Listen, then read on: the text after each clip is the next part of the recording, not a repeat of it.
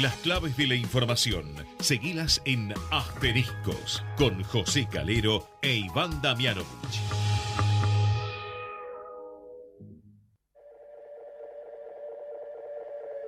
Esto que estás oyendo ya no soy yo.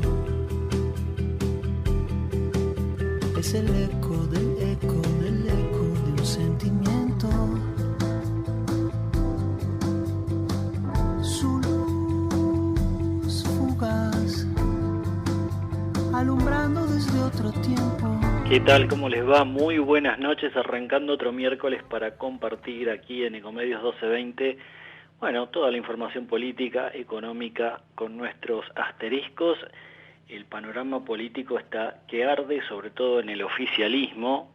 Hay mucha preocupación entre varios gobernadores del peronismo.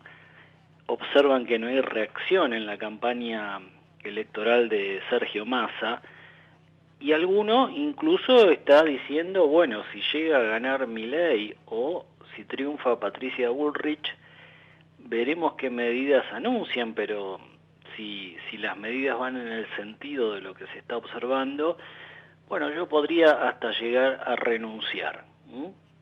A ese extremo llega la desorientación entre los mandatarios del peronismo. El gobernador de La Rioja, Ricardo Quintela, hace un ratito habló, se mostró muy preocupado por el escenario electoral.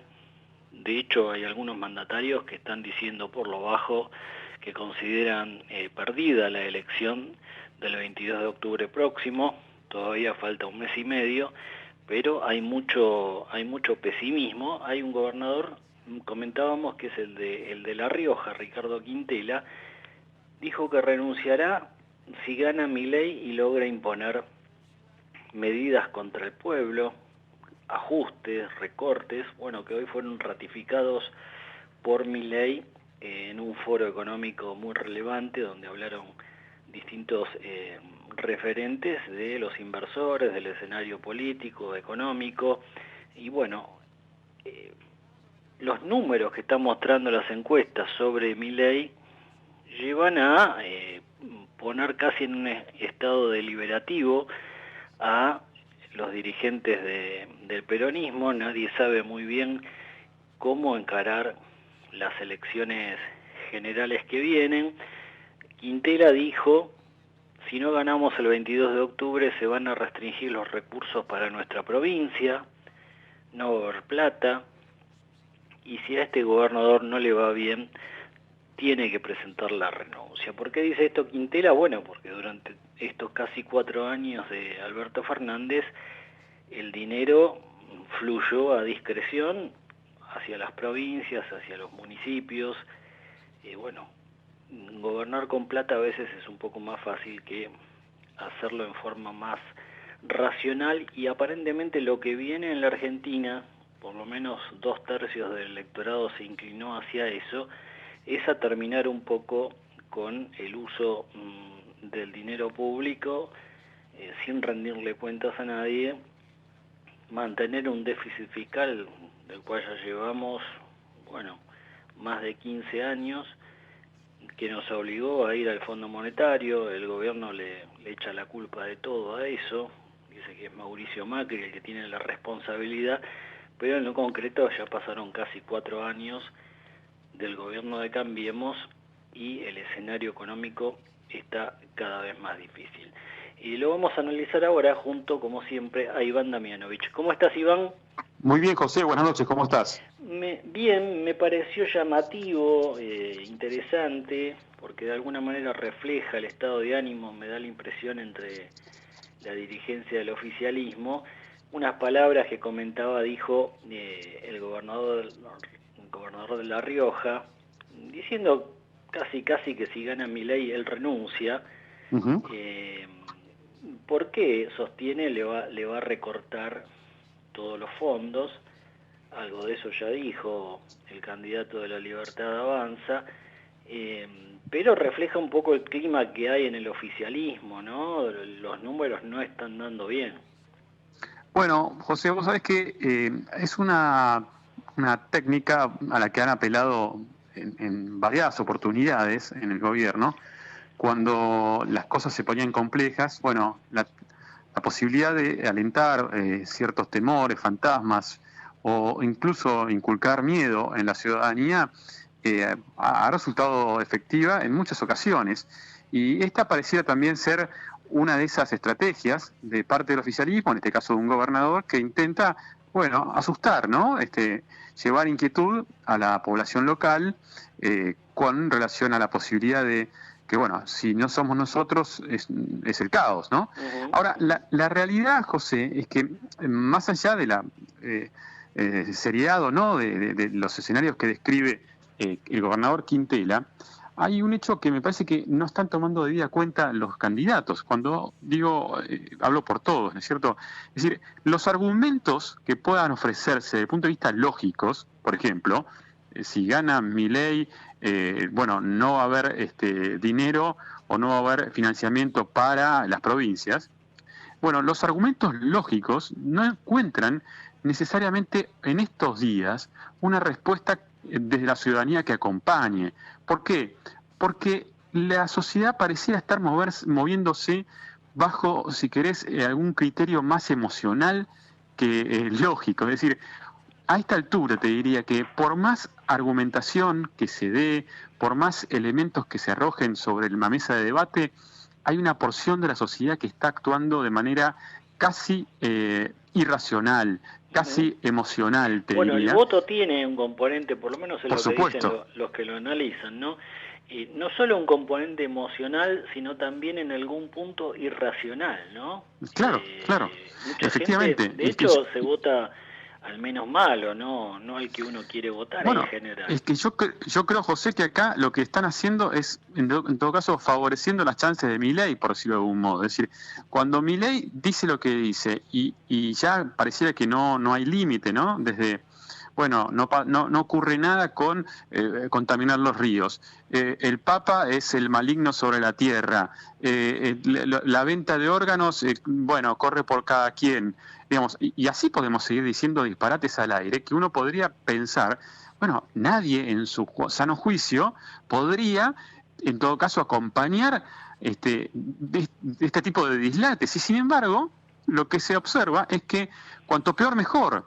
Y sin embargo, digo también, los profesionales de la política parecieran no encontrar la vuelta y, como en el caso de Quintela hoy, van detrás, bueno, nos vamos a quedar sin financiamiento. Yo creo que hay un nivel de cansancio, de hartazgo, de decepción, y la está pasando tan mal la sociedad argentina que no hay explicación lógica que valga en todo caso, y estamos ante un fenómeno que no sabemos cómo puede terminar.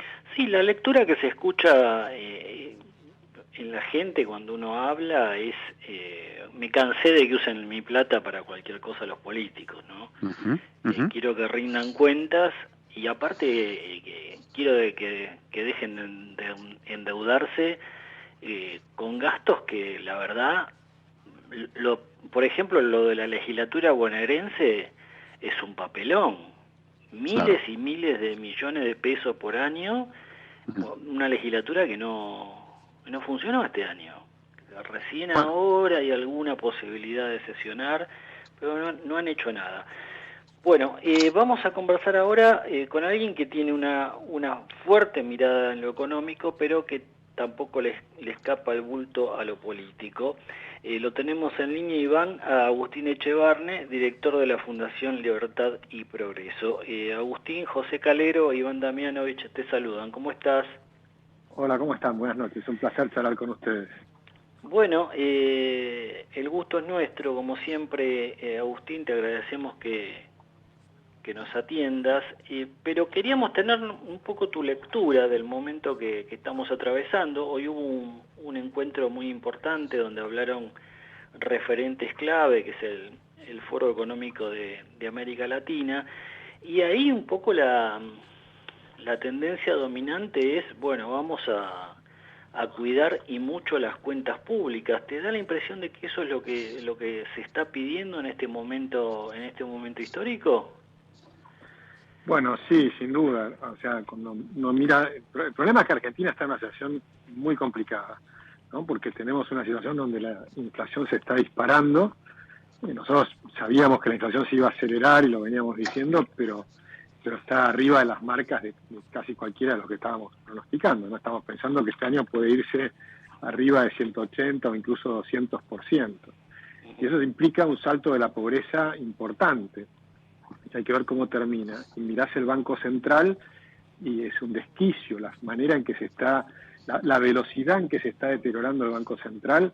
Sí. Es impresionante, ¿no? O sea, hace un mes tenías la deuda remunerada sobre la base monetaria estaba en 276%, ahora está en 326%. O sea, la velocidad de destrucción de la economía actual, con el cepo cambiario y con todo este esquema que no funciona, es tremendo, ¿no? Y por supuesto la desconfianza, porque la devaluación que hizo Massa hace un par de semanas, de 22% en un día, pero con un contexto de cero de confianza, por supuesto terminó saliendo muy mal y se pasó a precios prácticamente entera muy rápidamente. En un mes y medio se pasa entera.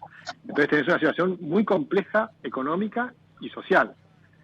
Y frente a eso, por supuesto, están las propuestas de la oposición, te diría los dos principales opositores. La principal ancla que están mostrando va a ser el ancla del gasto público, es decir, cortar la hemorragia del gasto público, y que va a ser por supuesto muy difícil, porque tenés que bajar el gasto público, no puedes cortar la hemorragia aumentando impuestos porque el sector privado no da más, y al revés, tenés que ver cómo hacer para aliviar al sector privado y bajar impuestos, pero imagínate que eso implica bajar aún más el gasto. Y eso hay un consenso, me parece, en ambos sectores, ¿no? ¿Cómo estás, Agustín? Iván Damianovich, ¿cómo te va? ¿Cómo estás, Iván? Bien. Ahora, de todas maneras, está claro que la situación con la que nos vamos a encontrar el 10 de diciembre, por ponerle una fecha simbólica, digamos, a todo esto, es compleja y requerirá, en algún sentido, de soluciones de shock, por lo que uno puede entrever de los posibles candidatos que aspiren a suceder a Alberto Fernández. El gasto público, como bien referías, bueno, es una herramienta a la que se echará mano y que llevará su tiempo lograr su reducción con cierta eficacia. ¿Qué otra cosa, si se quiere, qué otra herramienta hay que apelar desde el minuto 1 para contener esta hemorragia que vos referís? Bueno, yo creo que tenés que lograr un shock de confianza. Entonces la pregunta es, ¿cómo lográs el shock de confianza? Para mí, la primera semana de gobierno, lo primero va a ser una reducción de la cantidad de ministerios y demás, que ya ambos, Patricia y Javier, están hablando de ese tema en los dos equipos económicos.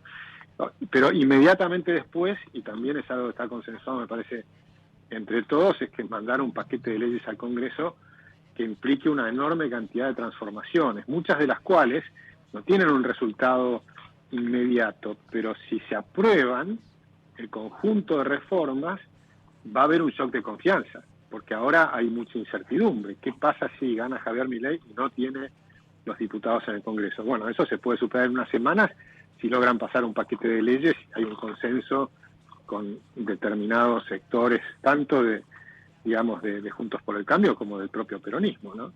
Y yo creo que la situación va a estar tan delicada que a mí me parece que es probable que se logren los consensos en el Congreso. Viste que cuando la ciudad está muy delicada, finalmente somos todos argentinos, ¿viste? Si tenemos que ver cómo hacemos esto, porque no hay una salida fácil, nadie tiene una salida fácil. No, está claro, y me parece, Agustín, que en este sentido, digamos, mi preocupación, en todo caso mi inquietud, tiene que ver con esa necesidad tan comprendida, ¿no? tan bien manifiesta en la sociedad, de poner fin a esta sangría, de poner fin a este proceso inflacionario, sobre todo, pero entendiendo que esa solución, que puede ser, digamos, un paquete de leyes transformadoras o una fuerte reducción del gasto público, no va a impactar el día después de las elecciones o el día después de la asunción de un nuevo presidente. ¿Cuánto tiempo todavía, no? Tendrá que convivir la nueva figura presidencial con estos males tan concretos y tan palpables en el día a día de la gente? Sí, y ahí después tenés vas a tener que tomar decisiones difíciles, ¿no? El que le toque tomar la decisión, los equipos económicos le van a decir, mira, tenés estas alternativas. Pero después el presidente, el político, es el que va a tener que tomar la decisión final, porque vos podés buscar hacer una solución tipo B corta o tratar de hacer una solución tipo U. La solución tipo B corta en la situación actual de la Argentina tiene un problema porque el gobierno actual no solo te deja una inflación alta, sino que te deja una inflación reprimida alta. Entonces es como que tenés un Rodrigazo que todavía no explotó. O sea, no tuvimos el Celestino Rodrigo. Celestino Rodrigo, ¿qué hizo? Transparente. El pobre Celestino Rodrigo se quedó su nombre en la historia, sí, no, pero él lo que hizo fue transparentar. Claro, pero él lo que hizo fue transparentar el desastre que había dejado el anterior a Celestino Rodrigo. Entonces dijo, mira, esta situación nada más hay que liberar todo. Ahora, si vos liberás todo, tenés un salto adicional inflacionario importante porque tenés tarifas retrasadas, cepo cambiario con un 100% de brecha cambiaria. Pero después tenés el despelote que hicieron con las importaciones, con las IRAs y con el hecho de que no les liberan los dólares a los importadores. Entonces ahí tenés un problemón, porque si vos liberás el tipo de cambio, ¿qué pasa con los importadores? Entonces quiebran los importadores. O sea, hay un montón de problemas muy serios que te dejan, que si vos querés transparentarlos todos de un saque, es un flor de problema. ¿Querés hacerlo gradual? También es un problema. No es fácil, no sabés si te va a salir bien. Entonces, vamos a estar... Hay que decirla, yo creo que hay que hablar con la verdad, ¿no? La verdad es que la situación es difícil y por eso tiene que haber también una solución política que los políticos digan, no, che, apoyamos al que sea que gane y vamos a hacer las cosas bien porque la verdad es que no da para seguir haciendo las cosas mal en Argentina, ¿no? Agustín, este viernes habría un encuentro, está casi totalmente confirmado, en Estados Unidos, de dos asesores cercanos a Javier Milei. Aparentemente hay mucho interés entre fondos de inversión, bueno, bonistas, de escuchar un poco, bueno, en qué está pensando La Libertad Avanza en caso de que se concrete un avance electoral importante en octubre. Entiendo que va a viajar Napoli y va a viajar Darío Epstein, que son dos asesores de Milei. ¿Qué es lo en qué está pensando el inversor? ¿Con qué preguntas te parece que los van a recibir este viernes? Bueno, se me ocurre que van a tener que tratar de mostrar, y no van a poder decir exactamente lo que van a hacer porque nadie lo sabe hasta que no sepas qué es lo que vas a recibir. Entonces lo que va a mostrar es toda la filosofía del gobierno que viene y va a haber una parte que a todo el mundo le va a gustar, que básicamente si vos tomás, por ejemplo, por decir algo, el índice de libertades económicas, tenés 12 temas que tiene que mejorar la Argentina. Y perfectamente pueden hablar de los 12 temas que tiene que mejorar Argentina y el paquete de leyes que van a hacer para mejorar esos 12 temas.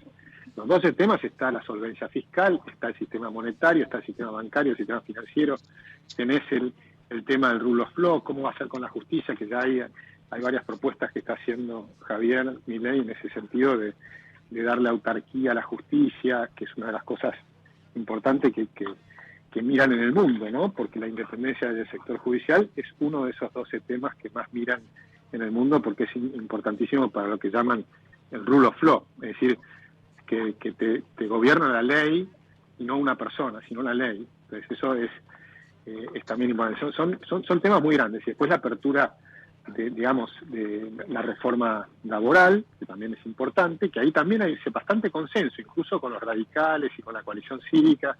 Yo creo que se están llegando a varios consensos, más allá del ruido electoral. Si mirás por abajo lo que están hablando en los equipos técnicos y demás, yo observo varios consensos. No en el tema monetario y cómo salir del problemón de las LELIQs. Ahí hay debate y ahí no se sabe bien porque los costos van a ser muy grandes y además tenés que elegir, el político va a tener que decidir, bueno, quién paga los mayores costos y quiénes no y demás. Entonces, una cosa es la aspiración hacia dónde vas, mostrar el camino, y el problema está en la transición, ¿no? ¿Cómo haces esa transición? Y eso es lo que van a querer mostrar. Y lo otro que le van a seguramente tratar de mirar bueno, ¿qué apoyo político vas a tener para hacer las reformas que estás proponiendo? Porque son reformas muy profundas. Y esas preguntas me imagino que las tienen todos adentro y afuera. Te pido para ya ir terminando la entrevista, un esfuerzo sobrehumano. Si nos podés decir brevemente, ¿qué podemos esperar en los próximos 2-3 meses en la Argentina en términos de presión sobre el tipo de cambio, inflación, recesión? ¿Qué escenario estás viendo? ¿Qué tanto tenemos que agarrarnos a la silla en esta montaña rusa que estamos subidos los argentinos? Bueno, yo creo que ya estamos todos agarrados de la silla, ¿no? Y lo que va a pasar para mí es más de lo mismo. Es decir, lo que está pasando ahora es tremendo porque hemos tenido, posiblemente en agosto, nosotros medimos ya 2 dígitos de inflación. En septiembre también vamos a estar cerca de 2 dígitos de inflación. Se me ocurre que octubre va a andar por ahí también. Entonces vas a tener 3 meses, estás hablando de inflación de 2 dígitos, es muy alta la inflación. Cuando tenés ese tipo de inflación, el riesgo que tenés es que en algún punto se te pase algo más. Por ejemplo, que alguien se asuste de los depósitos. Y ahí es donde es muy importante todas las declaraciones de los políticos. No solo del que puede ganar, sino de los que tienen que acompañar.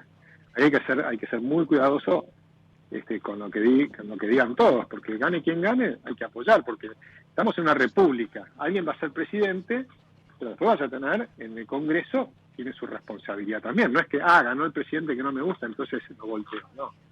Tenemos que pensar que estamos en una república y en una situación muy complicada. Entonces, y tiene que salir bien la cosa para todos, ¿no? Y después hay algo interesante que me parece que está bueno, porque Nueva Zelanda, Ruth Richardson hizo todas las reformas, la apoyaron y nunca más ganó una elección.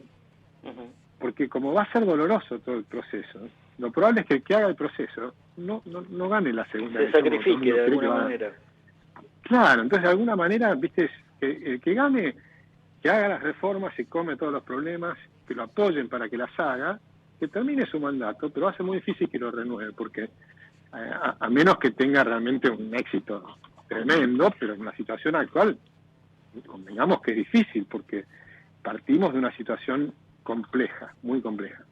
Yo soy optimista, yo soy de los optimistas porque creo que la buena noticia que pues no me gustaría cerrar solo con estos 3 meses, porque los 3 meses son horribles. Pero la buena noticia que yo le veo es que el potencial que tiene Argentina es fenomenal.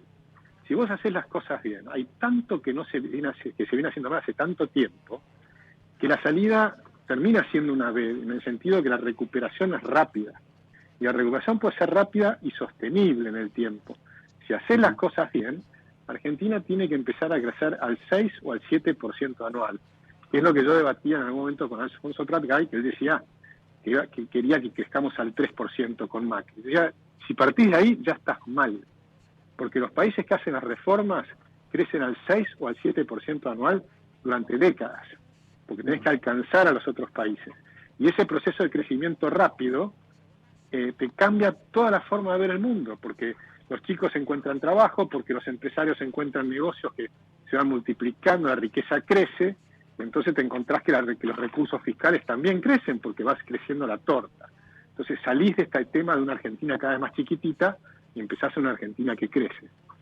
Agustín, la última, causó bastante revuelo entre la gente común, la gente que tiene ahorros, que tiene depósitos, esta advertencia de Sergio Massa de que el plan de Milei no cierra si no es con un nuevo plan Bonex. ¿Ese riesgo existe? Bueno, con cualquiera existe ese riesgo, porque el problema que tenés es que vos tenías cuando, por ejemplo, hablamos de la dolarización, yo hablaba de la dolarización en la época de donde estaban las Levax todavía, que estaba Sturzenegger. Pero en aquella época vos tenías los pasivos por un lado, pero tenías las reservas del Banco Central como activos. Ahora se patinaron los activos. Entonces el agujero es grande y cualquiera que va a enfrentar el tema va a ser qué hacemos con las LELIQs. Las LELIQs, yo creo que hacer un plan Bonex me parece una muy mala medida porque estás nuevamente confiscando de alguna manera a los depositantes. Vos tenés que hacer al revés, tenés que ver cómo capitalizo al Banco Central para evitar hacer eso. Entonces el programa que, por ejemplo, propone Emilio Campo está pensando en cómo hago para capitalizar al Banco Central. y recuperar los activos esos que muchos dicen esos activos valen cero, decirle, ¿saben qué? No valen cero, vamos a hacer que efectivamente las letras intransferibles que tiene el Estado termine por pagarlas. Por supuesto eso requiere tiempo porque tenés que primero sanear todo el Estado argentino, pero reconocer que valen, no decir que no valen cero, entonces empezar a buscar un sistema para que eso tenga valor. Es decir, pero eso requiere tiempo, ¿no? y demás. Entonces hay opciones, pero de ninguna manera la de Javier Milei es la que está proponiendo eso, porque justamente está diciendo estoy tratando de hacer lo contrario, estoy tratando de ver de qué manera recapitalizar el Banco Central para, si él dice después cerrarlo, es porque primero lo tenés que recapitalizar para permitir que poder cancelar activos compasivos. Agustín, me quedó solo una duda, porque hablaste de inflación de 2 dígitos, pero no la estimación de ustedes para agosto. ¿Cuál fue? La estimación nuestra fue 10,7. De hecho, estamos entre bueno. los más conservadores, porque otros están optimistas. Nos han dicho que estamos optimistas. Bueno, gracias, gracias por esta largo análisis que bueno, no cediste tanto tiempo. Te mandamos un fuerte abrazo. Igualmente, un abrazo grande. Ahí estaba el economista Agustín Echevarne, director de la Fundación Libertad y Progreso. Bueno, hay coincidencia en toda la gente que venimos, todos los especialistas que venimos entrevistando, Iván, y lo que se está leyendo en estas semanas. El escenario es muy complicado, pero ahí al final de la enunciación, algunos ven una lucecita, como te gusta decir a vos a veces, de que claro, si recuperás más de 20.000 millones de dólares con las exportaciones del agro el año próximo, ya sin sequía, si pones un poco el rumbo hacia una economía un poco más racional, bajás el gasto, bueno, puede llegar a la Argentina a despacito, año tras año, a empezar a dar vuelta a esta situación, ¿no? Bueno, lógicamente, José, hay algo que es real, desde mi punto de vista, que es, digamos, si se quiere, medio indiscutible, ¿no? Por las evidencias, que tiene que ver con que vamos a un nuevo escenario económico. Hay hechos incontrastables, ¿no? Digamos, la sequía que sufrió Argentina este año difícilmente vuelve a producirse, ya ahí te pone una situación distinta. El gasoducto Néstor Kirchner va a permitir también una reserva, digamos, o por lo menos que gran parte de la compra de petróleo y gas en el exterior, bueno, se reduzca sensiblemente, lo cual obviamente nos permite conservar más reservas o perder menos reservas. Hay una serie de hechos que son objetivos, ¿no? Bueno, la realidad es que ahora lo que preocupa en todo caso es esta situación, que es muy prometedora, en manos de quién va a quedar y cómo lo va a administrar y cómo va a lograr que esta bonanza, si se quiere, estas capacidades que la Argentina tiene para explotar, como decía recién Echevarne, bueno, caigan en la mesa de las decisiones que se tomen en manera adecuada y le permitan a la Argentina salir.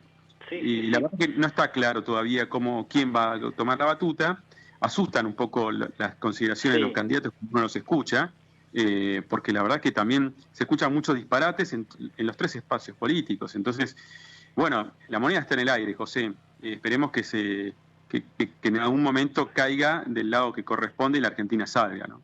Sí. Bueno, lo que pasa es que ante tanto pesimismo, y ya lo venimos, no es de ahora, ¿no? Creo que ¿cuántos años hace que venimos entrevistando gente? Deben ser 15 más o menos. No, yo recién te escuchaba cuando introducías el programa, José, con relación a los 4 años que están terminando el mandato de Alberto Fernández, y la verdad que uno dice, bueno, claro, han pasado 4 años, ¿no? Caes en la cuenta de, bueno, otros 4 años más, ¿no? Digo, a la frustración de Macri le tenemos que sumar la frustración de Alberto Fernández, y así se va pasando la vida, y la vida de uno, y la vida de los propios. Convengamos, para por ahí ser un poco más justos con todo el análisis, que le tocó enfrentar lo que creo que hasta ahora en toda la historia ningún presidente tuvo que enfrentar, no de la historia argentina, de la historia mundial. Me parece, por lo menos en los últimos 100 años, la pandemia trastocó todo realmente.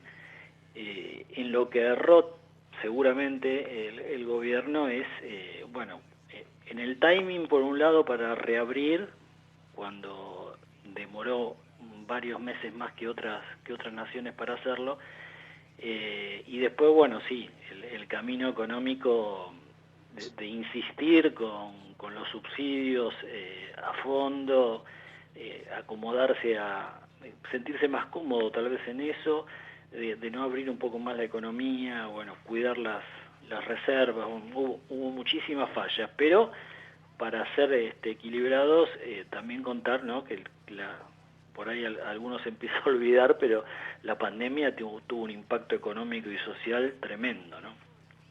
No, es indudable, José. Acá se dieron las peores de las combinaciones posibles, ¿no?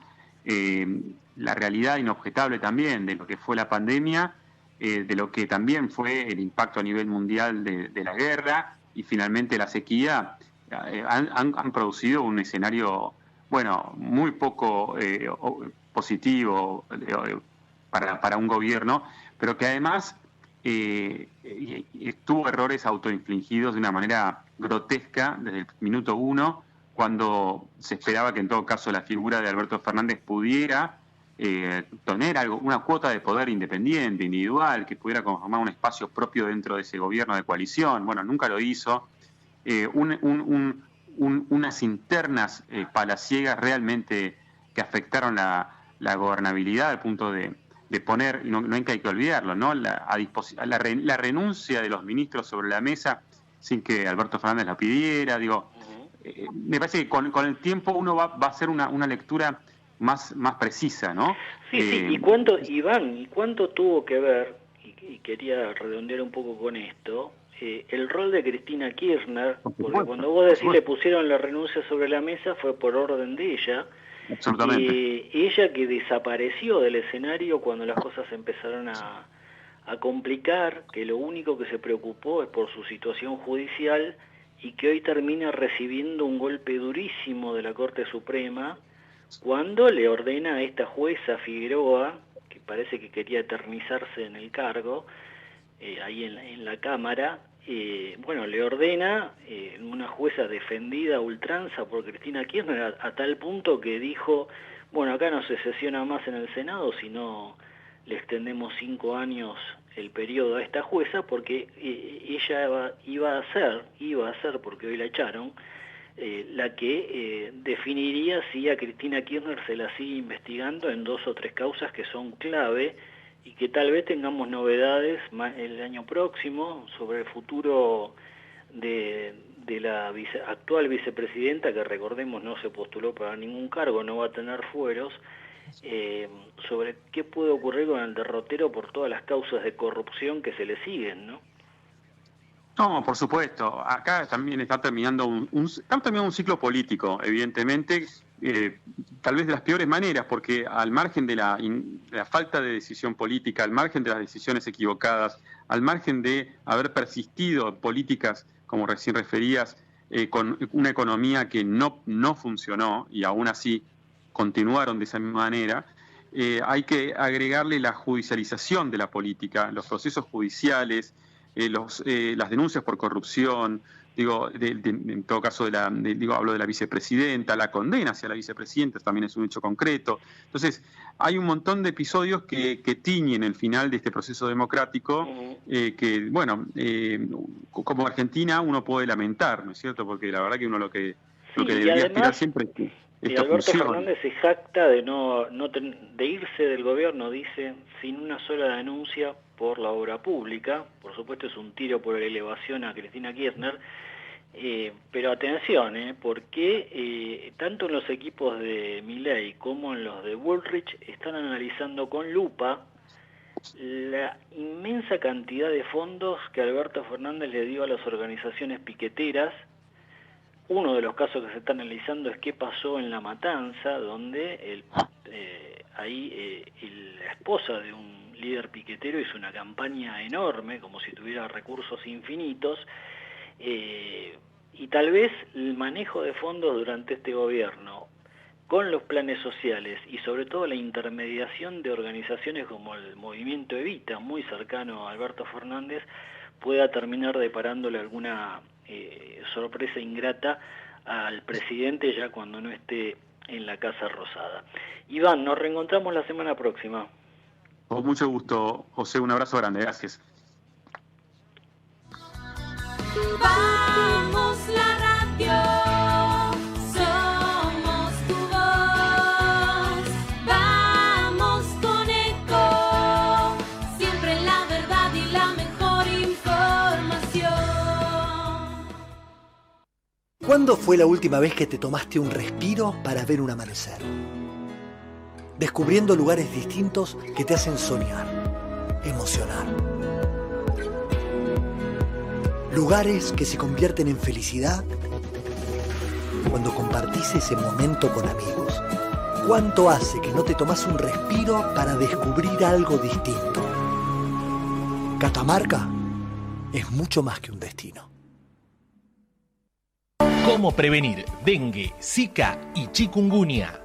Sin criaderos no hay dengue. Limpia tu patio de objetos que acumulen agua. Elimina agua estancada de recipientes. Reemplaza con tierra o arena el agua de tus flores. Tapa los tanques de agua y cisternas. Tira y perfora llantas para que no acumulen agua. Limpia floreros y bebederos. Recordá, sin criaderos no hay dengue. Intendencia Menéndez. Informate en ecomedios.com. Seguinos en Facebook. Ecomedios Live. Acompañan a José Calero en Asteriscos. Pablo, que anda siempre despistado, olvidó pagar sus facturas y por eso se quedó sin gas. Al contarle a un amigo, este le comentó que sabía cómo hacer unos arreglos en la instalación para que siga teniendo gas. Es una excelente idea, dijo Pablo. Carla, la vecina, se enteró de esto y le explicó a Pablo que esa clase de arreglos eran muy peligrosos. Podría haber pérdida de gas e incluso una explosión. Y sí, Carla tiene razón. Las conexiones o manipuleos de medidores por personal no autorizado no solo son peligrosos para las personas y los bienes materiales, sino que además constituyen un delito. El personal autorizado por Naturgy es el único que puede manipular las instalaciones de gas de la compañía. En Naturgy nos ocupamos de prevenir, detectar y regularizar este tipo de situaciones. Si sos testigo o sabés de alguna irregularidad, podés hacer la denuncia llamando al 0810-333-6862 o enviando un mail a denuncias@naturgy.com.ar de forma totalmente segura y confidencial. Ayúdanos a cuidarte. La seguridad también depende de vos. Todo el tiempo hay ideas. Hay ideas simples y no tanto. Hay ideas que nos asombran siempre y hay otras que nos cambian para siempre. Hay ideas grandes y hay grandes ideas. Hay muchas ideas. Lo importante es que funcionen. Como Banco Credicop, el banco cooperativo ideado para que nuestros sueños se hagan realidad. Hay otra idea de banco y funciona. Súmate. Banco Credicop Cooperativo. La banca solidaria. Cartela comercial y de consumo. Consulte productos y servicios en www.bancocredico.com o a través de Credicop. Responde al 0810-888-4500. Llegás a tu casa con un auto nuevo. Un auto nuevo llega a una concesionaria en un camión. Un camión sale a la ruta con 80 kilómetros de una planta. A la planta le llegan componentes de una fábrica de autopartes. A la fábrica de autopartes le llega el acero. Al acero lo hacemos pensando en tu auto nuevo. Ternium. Acero para hacer. Grupo Petersen. Desde 1920, construyendo el país. Capacitate de forma fácil y gratuita. Accede al Instituto Legislativo de Capacitación Permanente en legislatura.gov.ar. Legislatura porteña. Nos une la ciudad. El Banco Provincia se está actualizando. Más tecnológico. Más dinámico. Más innovador. En otras palabras, el Banco Provincia está más 2.3. ¿O no? Vos con tono robótico. Así es, humano. Está más 2.3. Banco Provincia. Derecho al futuro. Bien, lo seguimos acompañando en Asteriscos. Información clave a mitad de semana. Teníamos ganas de conversar ahora unos minutos con alguien que atravesó en los 90 la administración pública, un poquito antes del 90 creo, ahora lo vamos a hablar con él, pero al que queríamos consultar por cómo ve ahora el escenario económico ante la proximidad de las elecciones, el cambio de presidente. Lo tengo en línea a Orlando Ferreres. Orlando, José Calero, ¿cómo estás? Hola, ¿qué tal? ¿Cómo estás, José? Bueno, vos sabés que los que siguen el derrotero de Milei, Orlando, se empiezan a preguntar si no estaremos, si se termina confirmando, ¿no?, los datos positivos que tendría para la elección de octubre, si podemos llegar a estar ante un cambio político disruptivo, político y económico sobre todo, similar al que generó el modelo que termina aplicando Carlos Menem en su presidencia y después cuando obtiene la reelección.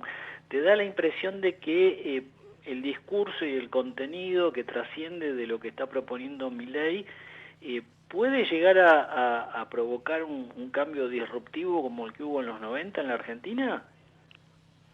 Bueno, yo creo que lo que él dice sí provoca un cambio disruptivo y muy grande, pero hay que ver cómo se aplica también eso, ¿no?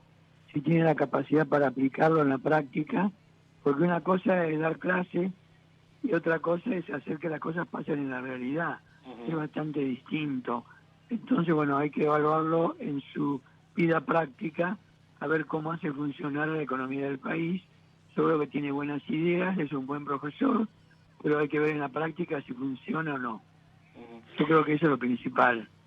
Bueno, y tengamos en cuenta también que Menem tenía el respaldo de todo el peronismo en su momento, ¿no? Claro, y de un rigor, que era como que hoy, digamos, lo llamaran a Techín para que sea el ministro de Economía, una cosa así. Bueno, vos tuviste un cambio de mentalidad. ¿Vos fuiste viceministro de Economía cuando estuvo Rapanelli o recuerdo mal? No, yo estuve con Roy, el cual murió a los 7 días. Sí. Y después quedé a cargo de la economía con la hiperinflación de Alfonsín, y después vino Rapanelli. Ajá. Enseguida vino cuando nos entendimos muy bien también con él, que yo quedé en el mismo puesto. ¿Y qué es lo que se hablaba en aquella época, digamos, las variables clave que se debían atender con urgencia? ¿Te parece que son similares a las que habrá que atender ahora? Yo creo que sí, porque cualquier cosa que hagamos para corregir los precios relativos que están mal, entre ellos el tipo de cambio oficial, el salario real, el promedio de la economía, el precio de la electricidad, el precio del gas, el precio del agua, etcétera, los bienes de los servicios públicos. Yo creo que con todo eso, con los trenes, etcétera, vamos a pasar por una etapa de mayor inflación al principio, para lo cual hay que anunciar también los salarios que van a contar la gente para poder hacer frente a los nuevos costos inflacionarios. O sea, hay que también dar eso como una expectativa para que la gente se quede tranquila y no se sienta preocupada, porque suele ser que se dan todos los aumentos y después se espera algo respecto al salario, y eso se da a última hora, cosa que no es conveniente. El salariazo, bueno, yo di salariazo, pero después la CGT pidió 40% más porque le parecía poco lo que había recibido. Cosa que no era cierta, ¿no? Por eso que hubo una segunda hiperinflación después de mí, que fue con Herman González, ¿no? Una segunda, y no tan grande como la anterior, ni de tanto efecto, pero siempre un ajuste de la inflación fue muy alto, a pesar de que la inflación en el mes en que yo asumí fue del 197% en el mes, o sea, prácticamente el triple los precios. Vos hablabas del holding Mungiborn, lo comparabas con otros holdings que hay ahora. ¿Te da la impresión de que los grupos económicos de mayor peso pueden llegar a acompañar esta disrupción, digamos, este cambio, este giro de casi de 180 grados? No, bueno, yo no creo que haya un acompañamiento tan específico como para ocupar un ministerio o una función pública, pero puede haber cierto respaldo de algunos, no sé. Yo no he hablado con nadie de las grandes empresas ahora acerca de qué plan prefieren, pero es evidente que el plan que existe actualmente no les gusta, ¿no? Evidentemente no les gusta. Orlando, estábamos hablando hoy de la inflación, te cambio el eje. ¿Qué proyecciones están haciendo ustedes de lo que fue agosto? Para agosto calculamos 12,2%, sobre todo con un aumento fuerte en la última semana, con lo cual el arrastre para septiembre pasó a ser de 5 puntos, solo con mantener los niveles de precio de fines de agosto ya da 5, o sea que seguramente va a dar más de 10% también en septiembre. O sea, van a ser 2 meses de alto nivel inflacionario y después quizás en octubre baje, ¿no? Porque no va a haber devaluación y otros productos como los servicios públicos tampoco van a aumentar. Bien. O sea, eso es lo que pensamos en inflación. Ahora, a fin de año... Me da la impresión de que después de las elecciones de octubre no puede haber otra devaluación. Sí, podría haber otra devaluación o una corrección diaria del tipo de cambio para también ajustarlo un poco a la realidad, porque esto de dejarlo estancado en el valor que está ahora no me parece muy práctico. Tendría que haber habido este ajuste de 22%, más el ajuste mensual que siempre se hacía antes, pero eso hubiera sido bastante inflacionario. Yo creo que por eso no lo quiso hacer Massa, para no encontrarse con una inflación tan alta en octubre, que es el mes el 22 de octubre que hay que votar, ¿no? Indudablemente. Orlando, gracias, que te vaya muy bien. Bueno, muchas gracias a ustedes por llamar, hasta pronto. Ahí estaba el economista Orlando Ferreres, interesante, porque nos cuenta también lo que fue su experiencia en el arranque del gobierno de Carlos Menem en medio de la hiperinflación, los distintos ministros, las medidas que se tomaron. Y después, recordemos, llega Herman González, pone un plan Bonex para limpiar de alguna manera las deudas, los pasivos que tenía la Argentina, y arriba, finalmente, Domingo Cavallo para poner la ley de convertibilidad, que tuvo una aceptación total de la población, o casi total, y perduró, en muchos años, ¿no? La ley de convertibilidad, el 1 a 1 entre peso y dólar, que ahora se vuelve a debatir en la Argentina. Y ahora, el mundo que viene en Asteriscos, con toda la información sobre las tecnologías de vanguardia con Rodrigo Barber. Bien, y todo lo que viene llega de la mano de Rodrigo Barber. ¿Cómo estás, Rodri? ¿Qué tal? Muy buenas noches, José. Bueno, interesante, acá estaba viendo un poco tu sumario, tu anticipo de los temas. Interesante esto, a mí que me gusta mucho el cine, de que los videojuegos pueden llegar a tener un nivel de producción comparable a los de algunas películas de Hollywood. ¿Cómo es esto? Así es un tema muy interesante para analizarlo, no solamente por lo que significa esto y lo importante que es a futuro como industria, sino también para marcar un pequeño paralelismo en donde estamos parados acá en Argentina respecto a lo que en 1900 podría ser tener un proyector, y que acá en Argentina seguramente si algún político le pusiéramos ese proyector en 1900 diría esto es una estupidez, no sirve para nada, no le prestemos atención, y lo desecharía. O si en 1990 le pusiéramos internet o una computadora a un político acá en Argentina diría lo mismo. Básicamente lo que está sucediendo es que las empresas más importantes del mundo, las empresas más grandes del mundo, están invirtiendo millones, miles de millones en cosas como el metaverso, la industria de los videojuegos, que es donde realmente se desarrollan los metaversos, que son espacios donde las personas terminan interactuando, consumiendo y haciendo negocios. Y esto se puede ver en el suceso de hoy, súper fresquito, porque es hoy el lanzamiento de Starfield, que es una mega hiperproducción que está publicando Microsoft con uno de sus estudios, que es Bethesda, por el cual pagó varios miles de millones de dólares hace 2 años, en el año 2021, y que está teniendo cobertura a nivel mundial en todos los diarios de economía del mundo, porque ya registró antes de siquiera estar disponible para el público, había tenido más de 2 millones de ventas. estamos hablando de que en Forbes están diciendo de que la recaudación de Starfield sin lugar a dudas va a superar los récords de más de 2.000 millones de dólares en recaudación. O sea, a la altura de cualquier tanque de Hollywood. Sí. Y esto es interesante de analizar y de pensar en un contexto en el que acá en Argentina tenemos la noticia, que por cierto nosotros la anticipamos hace 2 o 3 semanas acá en la radio, de que las empresas de software están reclamando porque por las restricciones para importar no están pudiendo renovar licencias de software tan básicas como de un Photoshop, un Illustrator, esos programas que se utilizan en la radio o en televisión, o cualquier artista que quiera hacer cualquier cosa para hacer un clip de audio, un clip de video, un videojuego. El pago de la tarjeta.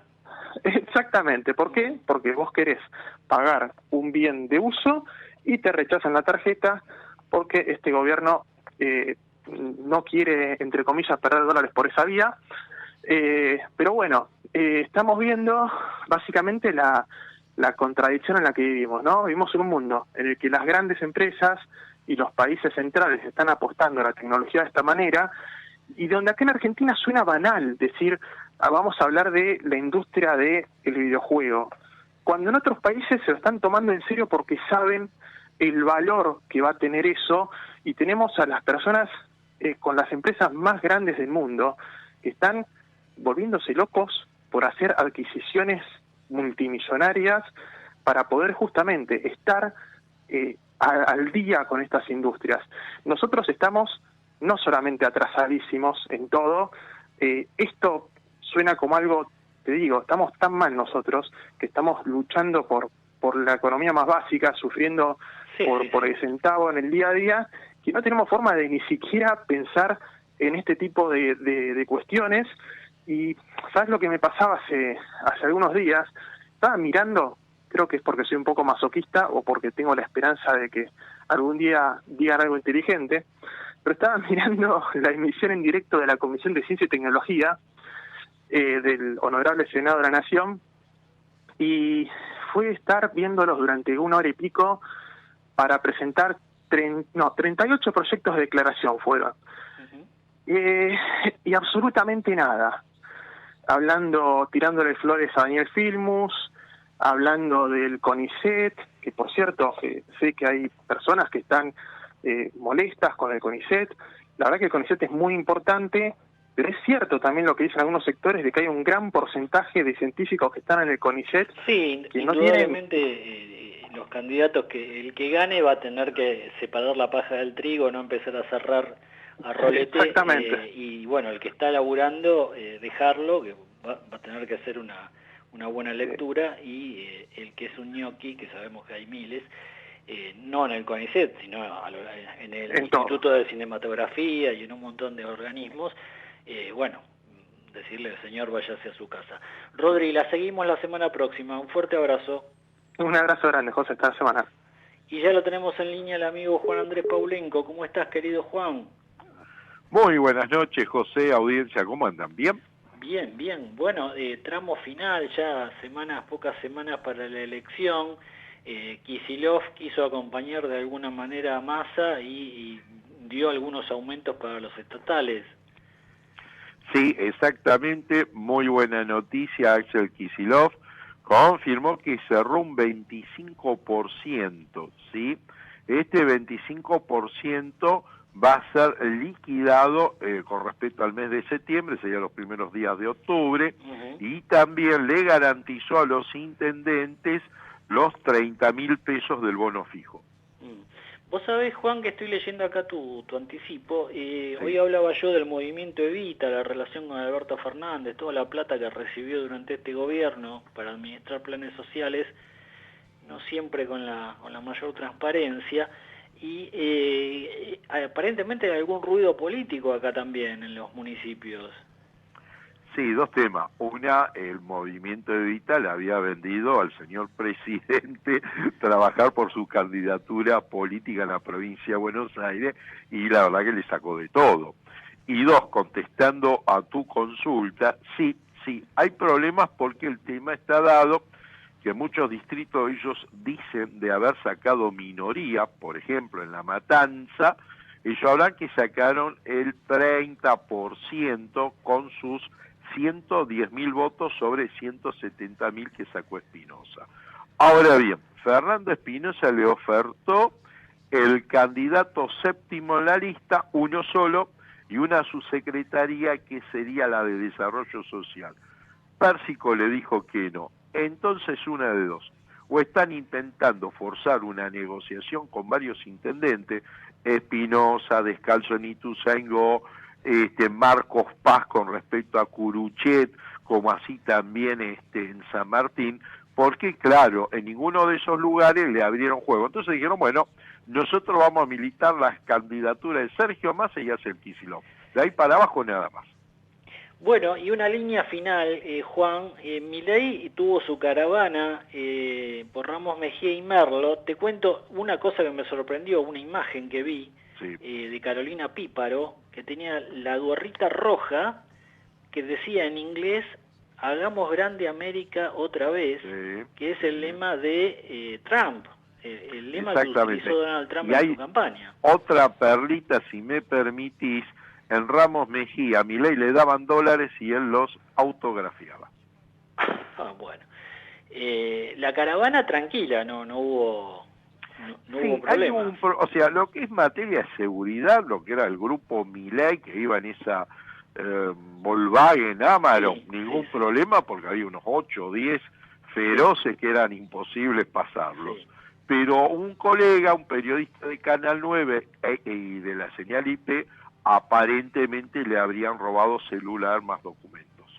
Bueno, bien, querido Juan, gracias como siempre por toda la información y los detalles del mundo político en la provincia de Buenos Aires. La seguimos la semana próxima. Como una buena semana, José Luis. Bien, ahí estaba Juan Andrés Paulenco en Asteriscos. Nos vamos, nos reencontramos con ustedes como siempre la semana próxima, el miércoles desde las 20 en Ecomedios 1220 con Asteriscos, información clave a mitad de semana. Chau.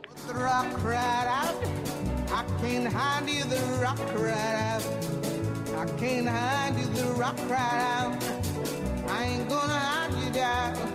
All on that day, I said rock.